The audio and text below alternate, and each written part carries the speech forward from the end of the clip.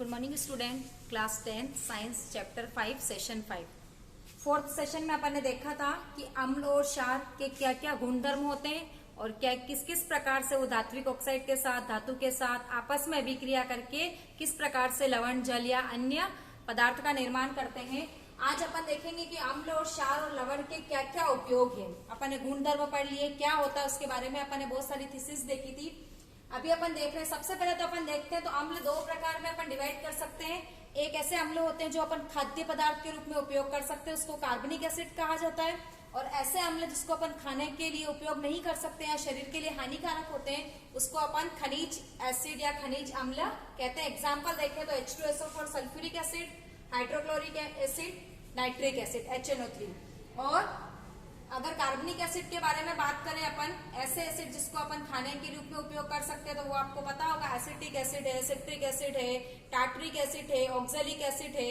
ये सारे एसिड है जो खाद्य सामग्री के रूप में अपन निर्माण कर सकते हैं। तो खाद्य या जिसको अपन कह सकते हैं कार्बनिक एसिड के अगर अपन एग्जाम्पल देखना चाहें, कार्बनिक अम्ल के एग्जाम्पल, तो हम देखेंगे एसिटिक एसिड, टार्टरिक एसिड जो कि इमली में होता है, नींबू में होता है, सिट्रिक एसिड, ऑक्जेलिक एसिड जो आपके जनरली टमाटर में पाया जाता है, मैलिक एसिड जो आपके जनरली एप्पल में पाया जाता है, जो हमारे शरीर के लिए लाभदायक है। यहाँ पे अपन खनिज अम्लों के उपयोग देख रहे हैं। उसमें मेनली जो तीनों के कॉमन देखेंगे तो बहुत सारे उद्योगों में, पेंट में, उर्वरक बनाने में काम आते हैं। उसमें अपन पर्टिकुलर अगर HCl का उपयोग देखें तो हमारे घर पे जो मम्मी टॉयलेट क्लीनर यूज करती है, येलो कलर की बोटल्स जो आती है, जो इसमें येलो कलर का एसिड भरा होता है वो, या जनरली अपन देखते हैं कि जो महिलाओं के ऊपर अत्याचार के रूप में एसिड अटैक किया जाता है, वो एसिड जनरली कौन सा होता है? HCl होता है। इसका उपयोग बॉयलर, सिंक और सैनिटरी में आंतरिक रूप से सफाई करने में किया जाता है। HNO3 जो है इसका उपयोग उर्वरक बनाने में, सोने और चांदी के गहनों की सफाई में। तो ये ऐसा अम्ल है जो सोने को भी गलाने की क्षमता रखता है, लेकिन अकेला नहीं। इसके लिए मैंने आपको यहाँ लिखा है एक्वारेजिया, एक प्रकार का सॉल्यूशन है जिसका फॉर्मेशन जो होता है वो HCl और HNO3 के मिलने से होता है। इसमें अपने को रेशो ध्यान रखना है कि HCl जो है वो 1% होता है, 1% अनुपात में पाया जाता है, और HNO3 जो है आपका 3 अनुपात में पाया जाता है। अगर इन दोनों अम्लों को इस अनुपात में मिलाया जाए तो जो सॉल्यूशंस बनता है उसको एक्वारेजिया कहा जाता है, और इसका उपयोग सोने और चांदी की सफाई में की जाती है। तो जनरली हमारे घर पे, घर के बाहर कभी आते हैं कि गहने चमकाइए, आभूषण चमकाइए, वो इसी सॉल्यूशंस का यूज करते हैं और उन गहनों को इस सॉल्यूशंस में रखते हैं, तो ऊपर की परत भी उस डस्ट के साथ में क्या हो जाती है? रिमूव हो जाती है। और जब अपन सुनार के पास तुलवाने जाते तो उसका वजन कम हो जाता है। तो हमको इस प्रकार के लोगों से बचना चाहिए और हमें ध्यान रखना चाहिए। तो एक्वारेजिया में आता है क्वेश्चंस कि किन दो अम्लों का मिश्रण किस अनुपात में होता है? तो HCl और HNO3 का मिश्रण होता है, अनुपात है 1:3। कितनी बार ऐसा होता है कि हम HNO3 को पहले लिख देते हैं और HCl को बाद में लिखते, तो हम अनुपात चेंज कर लेंगे, 3:1 हो जाएगा। नेक्स्ट है आपका H2SO4, जिसका सेल में, कार की बैटरियों में और बहुत सारे उद्योगों में यूज होता है। H2SO4 को किंग ऑफ एसिड, अम्लों का राजा कहा जाता है, क्योंकि किसी भी देश की अगर औद्योगिक विकासशीलता को मेजर करना है या मापना है तो हाँ पता लगाया जाता है कि उस देश में कितनी मात्रा में H2SO4 अम्ल का उपयोग हो रहा है। जितनी ज्यादा सल्फ्यूरिक एसिड का उपयोग होता है उस देश को उतना ही औद्योगिक रूप से विकासशील या विकसित माना जाता है। नेक्स्ट है आपके क्षार के उपयोग। क्षार में हम देखते हैं सोडियम हाइड्रोक्साइड, इसका उपयोग उद्योगों में, साबुन और डिटर्जेंट बनाने में, कागज उद्योग में और वस्त्र उद्योग में किया जाता है। कैल्शियम हाइड्रोक्साइड CaOH, इसका सामान्यतः उपयोग मिट्टी की अम्लता को दूर करने में, चूना और कीटनाशक के निर्माण में। तीसरा क्षार देख रहे हैं मैग्नीशियम हाइड्रोक्साइड, इसको मिल्क ऑफ मैग्नीशिया, दूधिया मैग्नीशिया भी कहा जाता है। ये पेट की अति अम्लता और कब्ज दूर करने में काम आता है। थर्ड अपन देख रहे हैं लवण के उपयोग। कैल्शियम कार्बोनेट, संगमरमर का निर्माण, उससे अपने को पता है कि आकर्षक मूर्तियां बनाई जाती है, स्टेचू बनाए जाते हैं, फर्श या फ्लोरिंग बनाई जाती है। और धातु कर्म में से अगर अपन लोहे के निष्कर्षण कर रहे हैं तो उसमें भी कैल्शियम कार्बोनेट का उपयोग होता है। नेक्स्ट है सिल्वर नाइट्रेट, इसका उपयोग आपके फोटोग्राफी में, उर्वरक व विस्फोटक निर्माण में किया जाता है।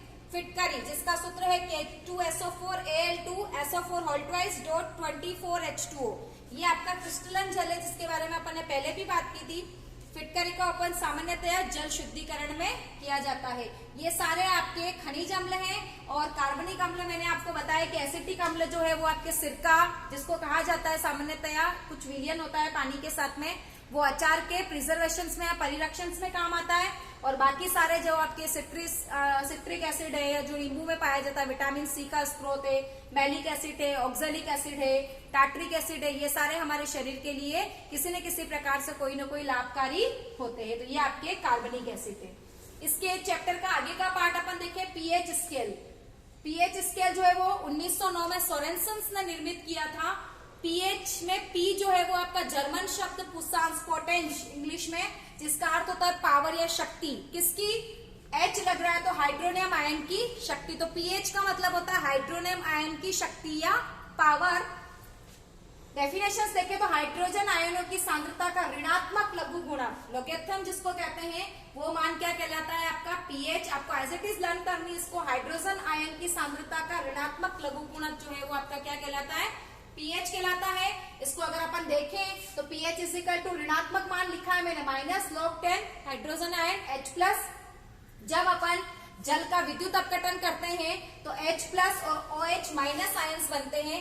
हमको पता है कि H+ आयन जो है वो स्वतंत्र रूप से नहीं रह सकता, वो जल के दूसरे अणु के साथ में, देखिए मैंने यहाँ लिखा है H2O, और जल का दूसरा अणु के साथ में क्रिया करके हाइड्रोनियम आयन बनाता है जिसको अपन लिखते हैं H3O+। तो जो लोगेथम मान होगा या जो लघु गुणक मान होगा वो किसका होगा? हाइड्रोनियम आयन का होगा। तो हमने यहाँ पे लिखा है -log10 हाइड्रोनियम आयन लिखा है H3O+।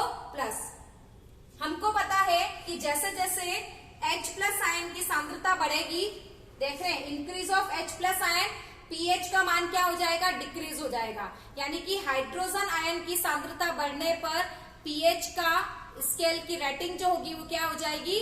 कम हो जाएगी, लेकिन अम्लता जो है वो बढ़ेगी। थोड़ा सा तो ध्यान से सुनेंगे इस चीज को। हाइड्रोनियम आयन की सांद्रता बढ़ रही है, देखिए मैंने यहाँ पे पीएच स्केल का फॉर्मेशन किया है।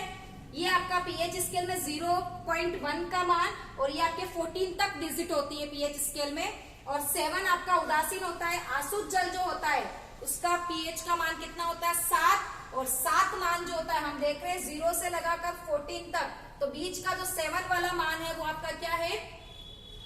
उदासीन मान कहलाता है। और ये न्यूट्रल होता है, नहीं तो ये विलयन अम्लीय होता है, नहीं ये विलयन क्षारीय होता है। यानी कि नहीं तो लाल लिटमस को नीला करेगा, नहीं नीले लिटमस को लाल करेगा। तो जैसे जैसे अपन इस चीज को देख रहे हैं, जैसे जैसे हाइड्रोनियम आयन की सांद्रता बढ़ रही है यहां से यहां जाने पर, तो पीएच स्केल के रेटिंग के मान में तो बढ़ोतरी हो रही है, लेकिन विलयन का पीएच का मान क्या हो जाएगा? कम हो जाएगा। देखेंगे इधर 7 है, इधर जा रहे हैं हाइड्रोनियम आयन की सांद्रता बढ़ रही है, लेकिन पीएच स्केल का मान कम होगा। ऑब्वियस दिख रहा है, ये आपका 1 होगा, 2 होगा, 3 होगा, 4 होगा, 5 होगा, 6 होगा, 7 होगा। तो हाइड्रोनियम आयन की सांद्रता इधर बढ़ रही है, लेकिन पीएच का मान उधर बढ़ रहा है। हाइड्रोनियम आयन की सांद्रता बढ़ने का मतलब है कि विलयन की अम्लता बढ़ती है। एक एग्जाम्पल अगर मैं देना चाहूं कि 2 विलयन है आपका ए और बी, यदि एक के हाइड्रोनियम आयन की सांद्रता 3 है और एक के 3.5 है, तो पीएच स्केल का मान किसका ज्यादा है? बी का, लेकिन अम्लता किसकी ज्यादा है? ए की। क्लियर? इसी प्रकार से क्षार देखेंगे, OH- आयन, हाइड्रोक्सिल आयन की सांद्रता जैसे जैसे पीएच इसमें उसमें उल्टा चल रहा है, इसमें सेम चलेगा, सांद्रता भी बढ़ रही है और पीएच स्केल का मान भी बढ़ रहा है और क्षारीयता भी बढ़ेगी। यानी कि यदि एक विलयन का मान 7.2 है और एक का मान 8.2 है, तो पीएच का मान भी ज्यादा है, क्षारीयता भी ज्यादा है। अब मैं उदासीन जल के यदि एक अणु के बारे में बात करें तो इनमें सांद्रता इसकी कितनी होती है? 1 × 10⁻⁷ मोल प्रति लीटर। यदि अब आपको बोले कि उदासीन विलयन जो होता है या जल जो होता है उसका मान 7 कैसे आता है, तो हम यहाँ पे इसको सॉल्यूशंस कर रहे हैं। देख रहे हैं हमने यहाँ पे मान रखा, हमको पता है कि 1 मोल का मान इतना है 1.-7, इसको अपन डेरिवेशंस में रखा, 7 आपका बार आ जाएगा और इसको इस तरह से सोल्व करेंगे और पीएच का मान आपका क्या हो जाएगा? 7। यानी कि जहां पे पीएच का मान 7 है वो विलयन आपका क्या होगा? उदासीन होगा। अब अपन देख रहे हैं यदि पीएच का मान 7 से कम है तो विलयन अम्लीय, पीएच का मान 7 से ज्यादा है तो क्षारीय, और अगर सेवन है तो उदासीन। इस चीज को अपन देखेंगे। अब अपन ने देखा पीएच क्या होता है, किस प्रकार से पीएच स्केल की रेटिंग्स चलती है, कलर के अनुसार रेटिंग्स होती है। Dark colour, reddish colour dark जो होता है वो अम्लीयता को दिखाता है, और ब्लूइश डार्क कलर जो होता है वो आपके क्षारीयता को दिखाता है। अब अपन देखेंगे पीएच का महत्व। हमारे दैनिक जीवन में पीएच का क्या महत्व है, हमने पीएच के बारे में पढ़ा। तो फर्स्ट अपन देख रहे हैं अति अम्लता को दूर करना। जब हमारे आमाशय में हाइड्रोक्लोरिक एसिड की सांद्रता बढ़ जाती है, कैसा कब होता है ऐसा, जब अपन भोजन नहीं करते हैं, व्रत रखते हैं, या बहुत ज्यादा मात्रा में उपवास करते हैं, या भूखे रहते हैं, तो एसिडिटी बनती है जिसको अपन कब्ज कहते हैं। तो क्या होता है, जैसे जैसे आमाशय की आंतरिक भित्ति HCl का सिक्रीशंस तो कर रही है, लेकिन भोजन नहीं होने से उसका यूज नहीं हो रहा है, यूटिलाइज नहीं हो रहा है, तो वो HCl जो होता है वो आमाशय की आंतरिक भित्ति को जलाना शुरू कर देता है। इस कारण से, हालांकि वहां पे श्लेष्म ग्रंथियां होती है, वो उसके प्रभाव को कम करती है, फिर भी तो हमको पेट में जलन का अनुभव होता है, तो हम क्या करते हैं, इनो पीते हैं। आप देखना इनो के पाउच में पिगमेंट लिखा होगा MgOH होल ट्वाइस, जो आपका होता है वो पेट की अति अम्लता को दूर करता है। अति अम्लता को दूर करना का मतलब ये आपका क्या है, क्षार, और इसमें आपके क्या है, मैंने आपको बताया HCl अम्ल होता है आमाशय में। हमने इससे बिफोर क्लास में पढ़ा था, अम्ल और क्षार की आपस में अभिक्रिया होती है तो उदासीनीकरण अभिक्रिया होती है। तो ये अम्ल है, यहाँ पे हमने MgOH होल ट्वाइस को देखा, या हम यहाँ पे खाने का सोडा भी देख सकते हैं NaHCO3 जो आपका होता है, उसको भी अपन ले सकते हैं NaHCO3 खाने का सोडा, सोडियम हाइड्रोजन कार्बोनेट, ये भी अति अम्लता को दूर करता है। अति अम्लता को दूर करने का मतलब सेम बात बता रही हूं मैं, अम्ल है, क्षारीय लवण अपन लेंगे तो दोनों के बीच में रिएक्शंस होगी, और उदासीनीकरण अभिक्रिया होने से पेट में जो जलन हो रही है वो कम हो जाएगी और समाप्त हो जाएगी। सेकेंड है दंत क्षय। जनरली मानव मुंह का पीएच जो होता है वो 6.5 होता है, लेकिन जब अपन प्रॉपर तरीके से ब्रश नहीं करते हैं उस समय हमारे दांतों के बीच में खाद्य कण जो होते हैं वो फंस जाते हैं। उन खाद्य कणों को जीवाणु या बैक्टीरिया जो होते हैं वो क्या करते हैं, अपघटित करते हैं, जिससे अम्ल का निर्माण होता है, जिससे मुंह का पीएच मान क्या हो जाता है, 5.5। देखेंगे 6.5 से पीएच का मान कम हो गया 5.5, लेकिन मुंह की अम्लता क्या हो गई, बढ़ी। पीएच का मान कम होने से अम्लता बढ़ती है, और ये मुंह का पीएच अम्लता बढ़ने के कारण हमारे दांतों के ऊपर जिस पदार्थ की कोटिंग होती है इनेमल, वो पदार्थ इस अम्लता के कारण खराब होना शुरू हो जाता है, और दांत कमजोर और खिरना शुरू कर देते हैं, जिसको अपन क्या कहते हैं, दंत क्षय। मतलब हमको ट्विंस टाइम यानी कि एक दिन में 2 बार ब्रश करना चाहिए। थर्ड है आपका कीटों का डंक। ये भी आप देखें, मधुमक्खी काटती है, लाल चींटी काटती है, या किसी प्रकार के किसी कीट ने काटा है तो उनके डंक में अम्ल होता है, जो हमारे शरीर में त्वचा पर जाकर जलन का अनुभव करवाता है। उसके लिए भी हमको क्या करना चाहिए, उपचार के तौर पर खाने का सोडा लगा सकते हैं, चूना लगा सकते हैं। बोथ आर, खाने का सोडा आपका लवण है, और ये आपका जो चूना है वो आपका क्षार है, जो क्या करता है, उस कीटों के डंक में जो अम्ल आई है वहां पे क्षारीय विलयन लगा रहे हैं, तो उदासीनीकरण अभिक्रिया होगी, और हमारे दर्द का जो मान है वो क्या हो जाएगा, कम हो जाएगा। फोर्थ है अम्लीय वर्षा। अम्लीय वर्षा क्या होती है, जनरली वर्षा जल जो होता है वो शुद्ध होता है। कैसा होता है, वर्षा जल का मान उदासीन नहीं होकर, वैसे माना जाता है कि शुद्ध होता है, लेकिन अभी वर्तमान में इतने सारे प्रदूषण बढ़ गया है, कार्बन डाइऑक्साइड, कार्बन मोनोऑक्साइड, धूल, धुआं, इस कारण से जब वो वातावरण में सारी प्रदूषणकारी गैसें हैं और वो वर्षा जल के साथ मिलती है तो उसको क्या कर देती है, वर्षा जल को अम्लीय कर देती है। जस्ट एक एग्जांपल देखें अपन, अगर H2O है, जनरली जल हमारा वर्षा जल H2O, और इसके साथ में अगर SO2 या सल्फेट के कोई लवण मिल रहे हैं तो आपके वो क्या बनाएंगे, H2SO4 का निर्माण करेंगे, जो आपका क्या है, जनरली H2SO4 का निर्माण कर रहे हैं, जो आपका सल्फ्यूरिक अम्ल है।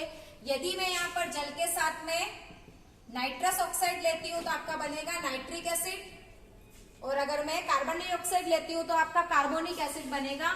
ये जब अम्ल का निर्माण हो रहा है, ये वर्षा जल है, इसके साथ में प्रदूषणकारी अपने को पता है SO2, NO2, CO2, CO, ये सारे सल्फेट, कार्बोनेट, ये सारे प्रदूषणकारी गैसों के साथ में रिलीज होते हैं, और किसका निर्माण करते हैं, अम्ल का। ये अम्ल जब वर्षा जल के साथ जमीन पर आती है तो उस जल का मान, पीएच मान कम हो जाता है, और उसमें अम्लता बढ़ जाती है, जिसको अपन क्या कहते हैं, अम्लीय वर्षा कहते हैं। पुराने जमाने में कि पहली बारिश में नहाने से त्वचा पर जो गमोरिया होते हैं वो खत्म हो जाते हैं। यानी कि पहली बारिश में अम्ल की मात्रा ज्यादा होती है और जब वो उस फंगस पर गिरती है तो उसको क्या कर देती, समाप्त कर देती है और गमोरिया वगैरह क्या हो जाते हैं, कम हो जाता है। लेकिन इसके नुकसान भी बहुत है। अम्लीय वर्षा होने से हमारी जो ऐतिहासिक इमारतें हैं वो संक्षारित हो रही है, खराब हो रही है। साथ ही अम्लीय वर्षा होने से फसल पर दुष्परिणाम दिखाई देता है। मिट्टी की अम्लता जो है वो बढ़ती जा रही है और वो वर्षा जल बहकर यदि किसी जलाशय तक जाता है तो वहां के पानी के पीएच के मान को क्या कर देता है, कम कर देता है, जिससे अम्लता बढ़ जाती है और जलीय जीवों का और पेड़ पौधों का जो जीवन चक्र है वो प्रभावित होता है। नेक्स्ट है मृदा की पीएच। सेम मैंने रीजन बताया कि वर्षा जल के साथ में अम्लीय वर्षा आ रही है, मृदा की पीएच बढ़ जाती है, इस कारण से उसमें आवश्यकता अनुसार जो फसल अपने को बोनी चाहिए उसका रिजल्ट नहीं मिलता है। तो वर्तमान में किसान जो है वो अपने मिट्टी की पीएच का पता लगाते हैं और उसके अनुसार उसको, अगर आपको मिट्टी की पीएच को कम करनी है तो उसमें चूना मिलाया जाता है या कैल्शियम हाइड्रोक्साइड मिलाया जाता है, जिससे मिट्टी की पीएच कम हो जाएगी, अम्लता कम हो जाएगी। और या फिर उस मिट्टी की पीएच के अनुसार फसलों का चयन किया जाता है और उन फसलों को वहां पर बोया जाता है। तो आज के सेशन में अपन ने देखा किस प्रकार से अम्ल और क्षार और लवण के उपयोग कर सकते हैं अपन। साथ ही अपन ने पीएच स्केल के बारे में और पीएच के महत्व के बारे में देखा। नेक्स्ट क्लास में अपन नेक्स्ट सेशंस शुरू करेंगे। Thank you.